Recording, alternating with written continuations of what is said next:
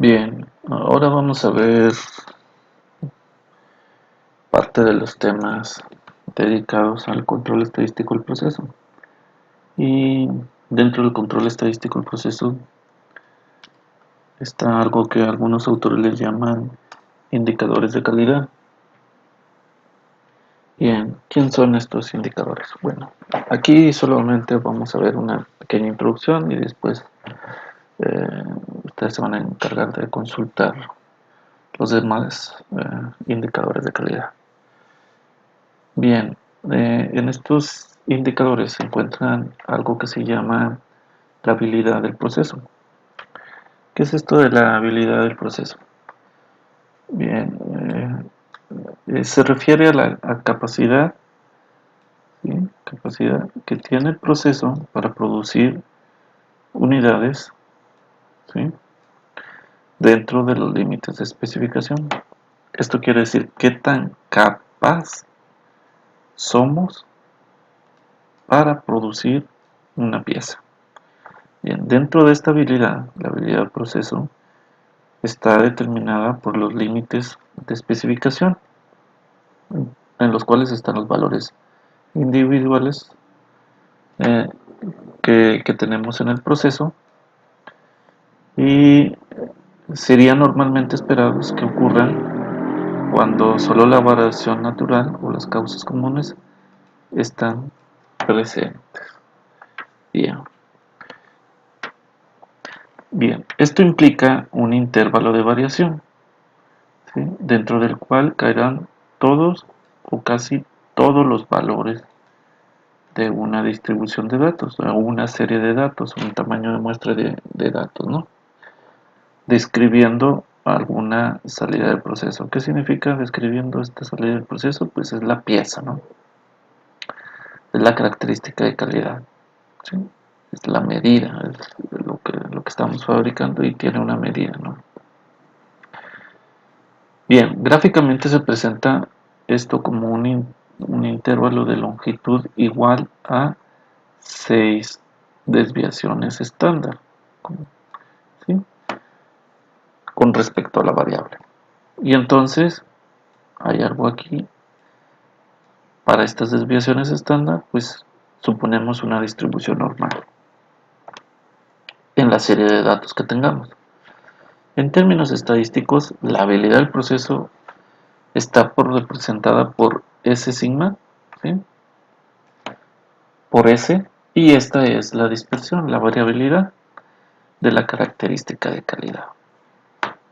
Por ejemplo, para una distribución normal con media, tomamos M es la media, y desviación de los límites naturales de tolerancia, esta desviación se vería de esta forma, ¿no? Los límites superiores de estos límites naturales, ¿no? De la tolerancia natural, pues sería esta media de la que estamos hablando, más 3 veces su desviación estándar. Y en el límite inferior de esta tolerancia natural está la media menos 3 veces la desviación. Porque está dada esa por, ya lo sabemos, la desviación, ¿no?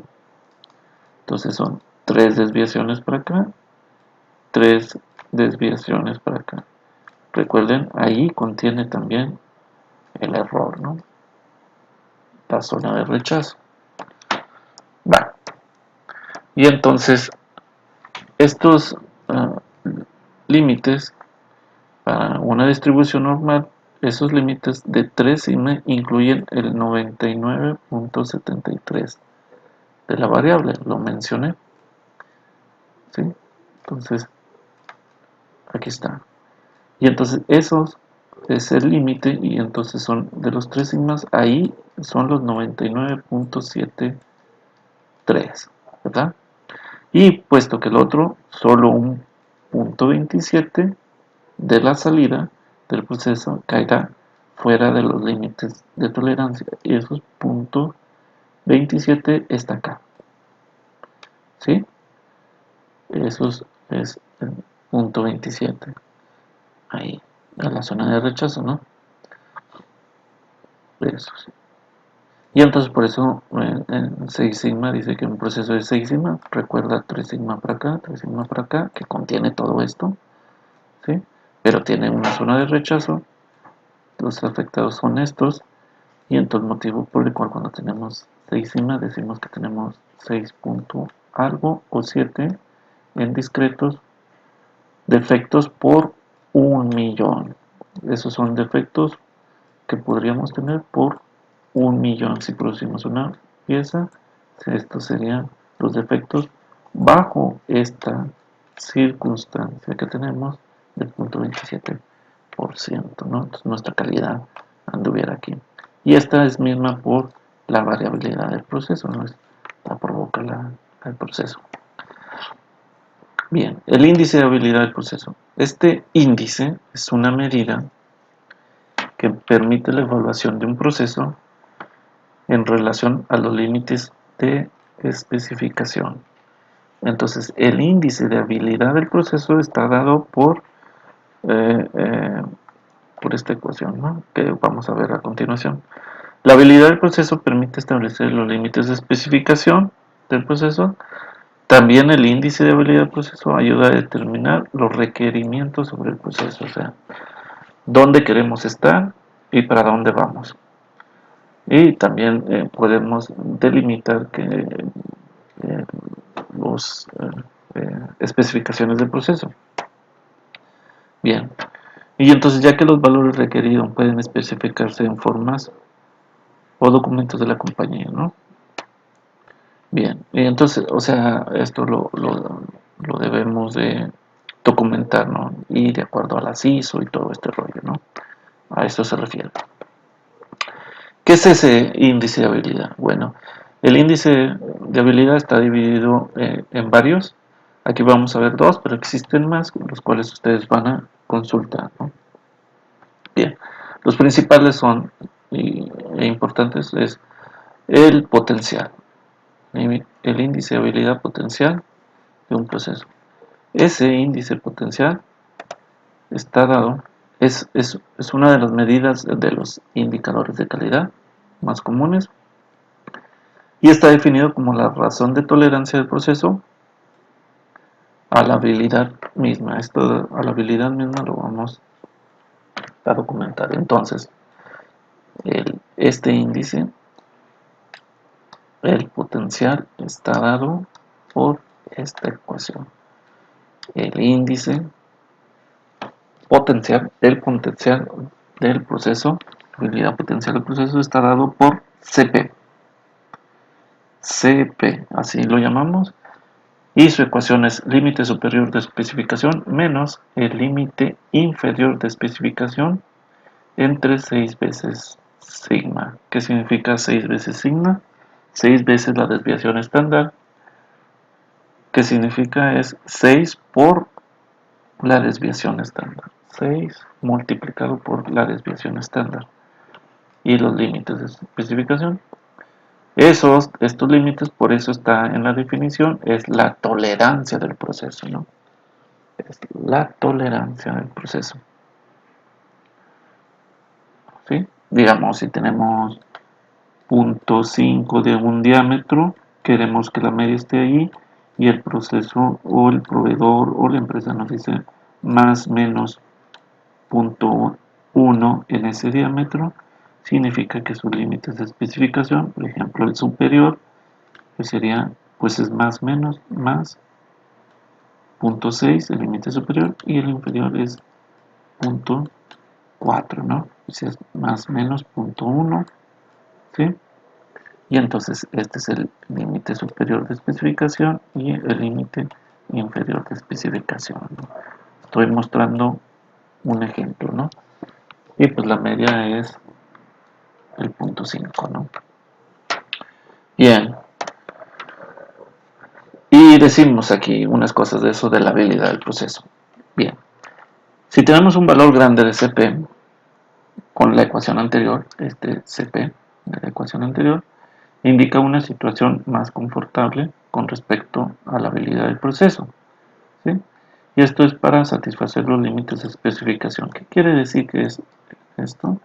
Pues que estamos dentro de especificación muy bien. Bueno, más o menos bien. Si tenemos un valor grande de SP muy grande, pues estamos muy bien. Porque ya mencionamos, inclusive con el ejemplo anterior del punto 5, esos son los límites y significa que todos los puntos están aquí, aquí. Todos los datos que tomamos de la muestra, medimos del proceso, se encuentran aquí.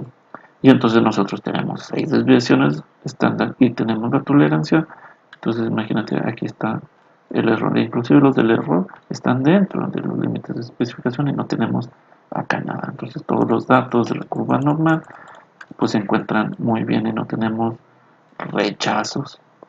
No tenemos rechazos porque no tenemos puntos fuera de los límites de especificación y estamos dentro de estas 6 desviaciones estándar y dentro de la tolerancia y con un colchón, ¿no? Con un colchón. Y esto sucede cuando tenemos valores grandes en el CP. Bien, la posición de la meta no es necesariamente la del centro de los límites de especificación. Esto es como nota, o sea, porque podemos tener un proceso así y también estamos dentro de una especificación. Límite inferior, límite superior. Y muchas veces a lo mejor tenemos un proceso en donde acá, pues no sé, está dado por 0 y acá por 3. Y entonces nosotros queremos tener menor variabilidad, más puntos en el 0, pues entonces esto no quiere decir que esté mal, aunque esté sesgado no quiere decir que esté mal, ¿no?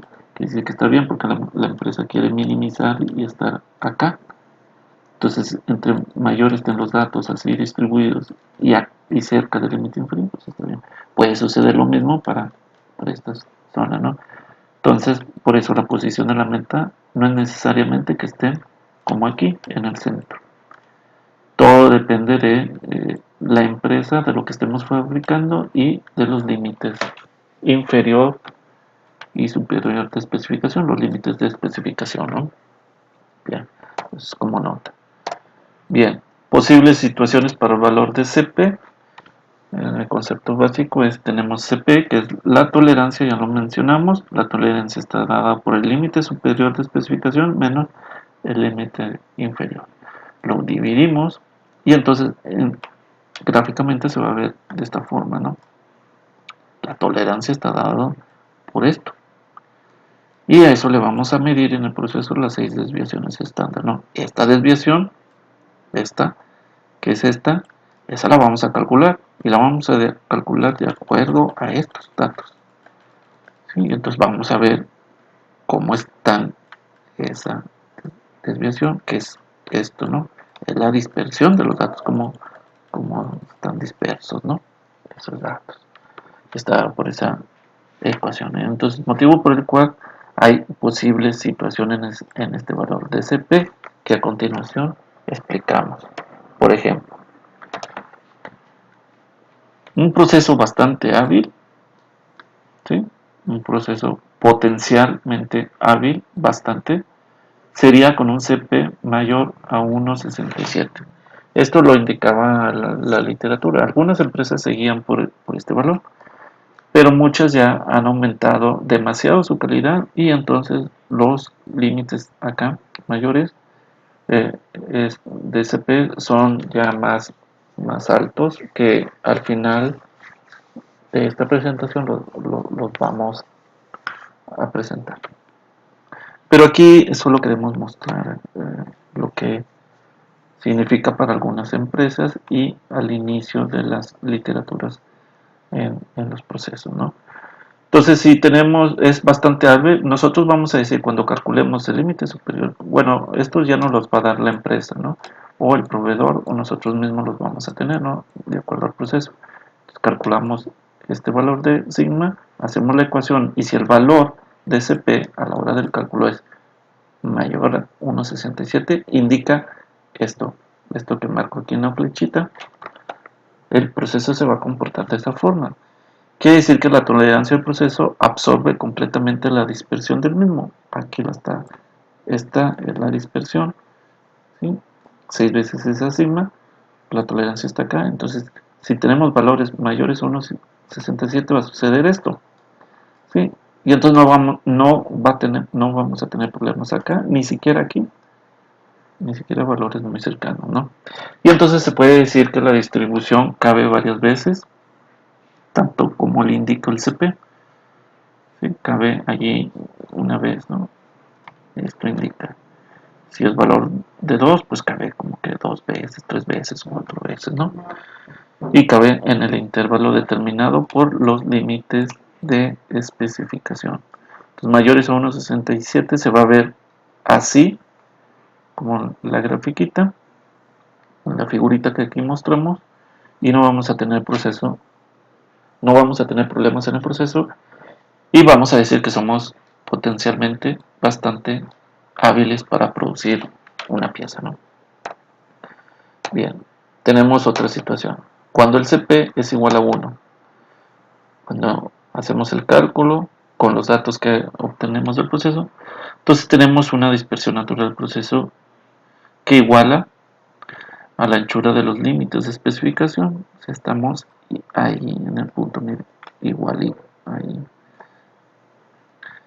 Y entonces este cambio es en la medida, cualquier cambio en la medida del producto, eh, pues resultará en un producto fuera del límite de especificación. ¿Sí? O sea, cualquier cambio que hagamos en la medida, cualquier movimiento, pues vamos a tener datos con mucha probabilidad de que salgan fuera de control. Y entonces ahí, pues en esta situación, en CP igual a 1, pues no somos, vamos a decir, tan hábiles, no somos tan capaces de producir esas piezas porque existe una probabilidad muy grande de que vamos a tener con cualquier cambio, con cualquier movimiento en el proceso, vamos a tener valores fuera del límite de especificación, ¿sí? Y pues vamos a estar fuera de control, ¿no?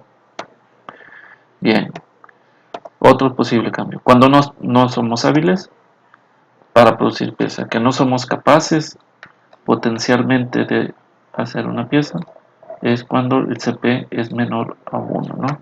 ¿Qué pasa? Pues sucede como aquí, como la grafiquita, vamos a tener una variabilidad mayor, y es una variabilidad mayor que los límites de especificación que tenemos, ¿sí? Y entonces una fracción de la salida del proceso falla, ¿sí? Y pues no cumple con las especificaciones del proceso, y entonces vamos a obtener ¿eh? datos disconformes, ¿sí? A los de la curva normal, que son estos aquí en este punto, vamos a tener, ¿no? Esos datos disconformes pues son defectos, quiere decir que son piezas defectuosas, y vamos a tener muchas piezas defectuosas porque están acá y acá en este límite, ¿ven?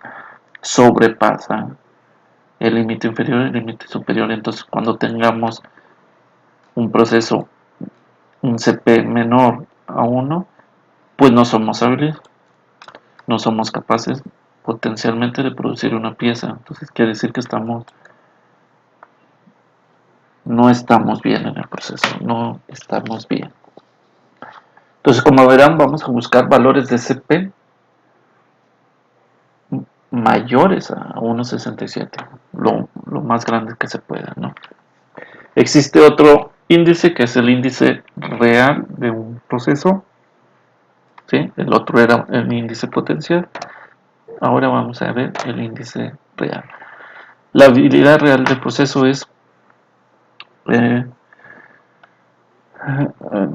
decimos que el índice de CP, denominado potencial, no toma en cuenta lo centrado del proceso, por lo que la salida del cálculo da como resultado simplemente una comparación entre los intervalos de especificación y la dispersión, pero pues no toma en cuenta lo centrado, que tiene que ver con la media. Entonces el proceso puede tener una variabilidad muy pequeña, pero puede ser considerado inhábil, ¿sí? Y entonces para esto vamos a tener que utilizar algo que se llama CPK. CPK, y lo vamos a utilizar. Es preferible cuando los límites no son equidistantes y posee más atractivo intuitivo, ¿no? Entonces que no son equidistantes, también lo podemos utilizar mucho el CPK, ¿no? No exime a que sean equidistantes, o sea, que sean iguales, ¿no? Que sea un límite superior de 3 y acá uno de 6, ¿no? Y entonces, pues, la media de esto es la mitad, ¿no? Aquí, ¿sí? Mitad, porque este es el límite inferior, el límite superior, ¿no? Cuando no son equidistantes, no tienen una misma distancia entre estos, no equivalen, están sesgados un poco más para acá o un poco más para acá, es cuando no son equidistantes, ¿no? La media no se mueve, ¿no? Y entonces si la medida del proceso está centrada, ¿qué quiere decir centrada? Pues simplemente tenemos los límites superiores y el límite inferior, sacamos la suma y dividimos entre 2, pues ya sacamos la medida del proceso que está centrada. Entonces la habilidad potencial es igual a la habilidad real. Los resultados que tengamos en CP y CPK van a ser muy parecidos, inclusive en muchos casos son iguales, o sea, 1.63 en los dos, 2.05, ¿no? En los dos, en CP y CPK. Y entonces así, para un proceso centrado, los índices son equivalentes. Si el proceso no está centrado, esto es, si favorece uno a otro límite de especificación, su índice de habilidad será menor de un proceso centrado. Este índice de habilidad, estamos hablando del índice potencial, ¿no? Y entonces ese será menor que el proceso centrado. El proceso centrado estamos hablando del CPK y tendrá la misma dispersión. ¿Qué sucede con eso? Pues puede ser que tengamos un proceso donde el límite sea 0, ¿no? Y acá tenemos 1.5, algo así, y que los datos queramos que esté acá, ¿no? Y pues la media a lo mejor la marca con punto 9, ¿no? Queremos una media de punto 9 y 1.5, ¿no? Entonces aquí, como verán, el punto 9 no es la media entre 0 y 1.5, ¿no? Puede suceder acá lo mismo, ¿no? Tenemos un valor de 4 y un valor de 8, pero queremos que en el proceso su media sea 7, ¿no? Y pues 7 no es la media de 12, ¿no? La media sería 6, 12 porque hablo 8 más 4, y pues entre 2 ya sería 6. Entonces muchas veces el proceso se lo marcan aquí, pero entonces no es equidistante. Aquí hay una unidad y acá hay pues 3 unidades para llegar acá. Entonces no es como una media como esta. Y entonces aquí es en donde entra y funciona muy bien el CPK, ¿no? Pero de igual forma cuando tenemos equidistantes las distancias entre los límites de especificación, no importa, también calculamos el CPK. Es muy importante, ¿no? Bien. Y entonces decimos cuando un proceso no está centrado, el uso del CP puede llevar a un error. ¿Sí? Entonces el problema resulta del hecho de que CP no es una función de la medida del proceso. Y entonces específicamente un proceso que está fuera del valor de la media tendría el mismo valor de CP si estuviera en la media. Y tendría la misma desviación. ¿Sí? Y entonces por eso es recomendable también calcular siempre CP y CPK. Para mí y para algunos autores es muy importante la vida real del proceso. Y entonces estén o no equidistantes, de mi parte les recomiendo mucho calcular los CP y CPK. Entonces siempre lo vamos a calcular, ¿no? Y es mi recomendación, siempre calcular CP y CPK, siempre. Entonces por esta razón se ha puesto el índice de habilidad real y está dado por el CPK. ¿Cómo es el CPK? De esta forma. El cálculo es el Z-min entre 3. ¿Qué significa este Z-min? Vamos a calcular un valor de Z y vamos a obtener el mínimo de ese valor Z y luego lo dividimos entre el 3 y así vamos a obtener el CPK. Bien, y lo menciono aquí abajo donde el Z-min, ¿sí?, corresponde al número mínimo de desviaciones estándar y que tanto los límites de especificación están alejados de la media. Este 7000 te van a decir que tanto estamos alejados de la media, esos límites. ¿Cómo se escoge ese 7000? Lo explicamos. Para encontrar ese valor, vamos a aplicar esta ecuación. Vamos a utilizar un z de límite superior de especificación y un z de un límite inferior de especificación. El del superior es límite superior menos la media. Esta media es, nosotros la calculamos, ¿no? Muchas veces en los procesos nos van a decir punto 3 y entonces punto 5 más o menos punto 1. Bueno, cuando nos dan el límite inferior y el límite superior, por ende nosotros calculamos, sumamos esto y entre 2 y obtenemos la media. Esa media es la que va a ir aquí, ¿no? ¿Sí? Y entonces pues la media, por ejemplo, en este caso que les menciono, pues es punto 4 y este va aquí. Y luego el punto 5 pues es el límite superior, el punto 3 pues es el que va acá. La desviación la calculan, la desviación estándar, este dato, pues con todos los datos que tengamos, ¿no? Bien, ¿sí? Con todos los datos 50, 60, 80 datos que vamos a obtener. Después de calcular estos dos límites, pues vamos a escoger de estos dos a quién, al mínimo de estos dos.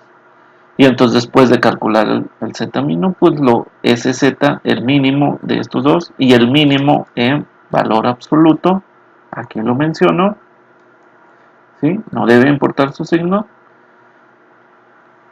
Y luego después pasamos a dividirlo por 3. Escogemos al z en valor absoluto, el mínimo de estos dos. Primero calculamos esto y luego vemos cuánto es el valor.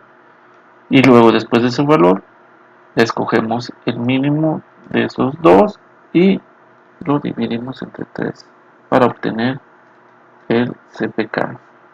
Y así ya vamos a calcular el CPK. Y tiene las mismas referencias con respecto al CP en cuestión de que si es mayor a 1,67 pues es bueno el proceso, si es menor a 1 pues es malo el proceso, ¿no? Bien, entonces eso es el CPK. Esos zetas también nos ayudarán a determinar cuánto porcentaje de productos tenemos fuera de especificación en la población y también nos puede ayudar. Para esto nos tenemos que ayudar en las tablas de la distribución. Estos zetas tienen que ver con los ppms y también les llaman los zetas bench, que los metemos a una distribución de probabilidad, en este caso que es la distribución normal, y así ya podemos calcular cuántos ppm. Estos ppm quiere decir piezas defectuosas por millón. Estas piezas defectuosas por millón, por ejemplo, una empresa que es 6 Sigma, ya lo mencioné, si produce 1 millón de piezas, pues 6 a 7 piezas serán defectuosas. Estas serían ppm, piezas defectuosas por millón. Y eso quiere decir que una empresa es 6 Sigma. Es una empresa a nivel mundial que se puede considerar muy buena, ¿no? Empresa. Debemos de tener de 6 a 7 piezas defectuosas por millón, ¿no? Bien. Existen las reglas del CP y CPK. Esos son los indicadores de calidad del CP y CPK. Bien. ¿Cuáles son estas reglas? Habíamos mencionado la de 1.66 y 1.67, pero ahorita las empresas a nivel mundial ya se están manejando de esta forma, ¿no?